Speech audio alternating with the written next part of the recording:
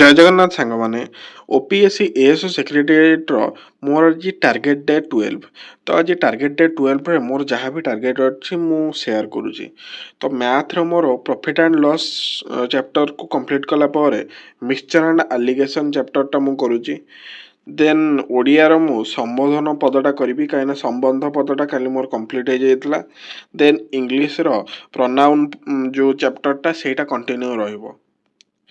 ଦେନ୍ ହିଷ୍ଟ୍ରିର south Indian history, ଯେଉଁଟାକି ଆମର ଯେଉଁ ସାଉଥ୍ ଇଣ୍ଡିଆନ୍ ଲିଟରେଚର୍ ଆଉ ଯେତେ ସବୁ ମାନେ ଡାଇନାଷ୍ଟି ହେରିକା କିଛି କିଛି ଅଛି ଯେଉଁଟାକି ଇମ୍ପୋର୍ଟାଣ୍ଟ, ଯେମିତିକି ଯେଉଁ ଲିଟରେଚର୍ ଲାଇକ୍ ଶିଳାପତିକରଣ ଏକ୍ସେଟ୍ରା, ଏଇଗୁଡ଼ା ସବୁ ରିଭିଜନ୍ କରିବି, ଯେଉଁଟାକି ଟିକେ ଅଧିକ କମ୍ପ୍ଲେକ୍ସ ଜିନିଷ, କିନ୍ତୁ ଫିର୍ ବି ସେଇଟାକୁ ଏକ୍ଜାମ୍ ପର୍ସପେକ୍ଟିଭ୍ରୁ ସେଇଟା ବି ଇମ୍ପୋର୍ଟାଣ୍ଟ ଅଛି।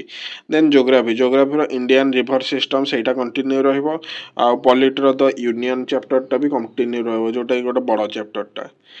ଦେନ୍ କରେଣ୍ଟ ଆଫେୟାର୍ସର ଯେଉଁଟାକି ଆମର ନ୍ୟାସନାଲ୍ କରେଣ୍ଟ ଆଫେୟାର୍ସ ରହିଛି ସେଇଟା ରହିବ। ଆଉ ସାଙ୍ଗମାନେ, ମୁଁ ଆପଣମାନଙ୍କ ପାଇଁ ଜୋଗ୍ରାଫିର 1000+ କ୍ୱେଶ୍ଚିନ୍ MCQ, ଯେଉଁଟାକି ଓନ୍ଲି ଇଣ୍ଡିଆନ୍ ଜୋଗ୍ରାଫିର, ସେଇଟା ମୁଁ ଆଜି ରାତି 8ଟାରୁ ସେଇଟା ଆଣିବାକୁ ଯାଉଛି। ଓଡ଼ିଆ ବ୍ୟାକରଣର ଯେଉଁ PDF ସାହାଯ୍ୟରେ ମୁଁ ଯେଉଁ MCQ ଗୁଡ଼ାକ କରେ ସେଇଟା ତା ବାଟରେ ଚାଲିଥିବ 12ଟା ଟାଇମ୍ରେ।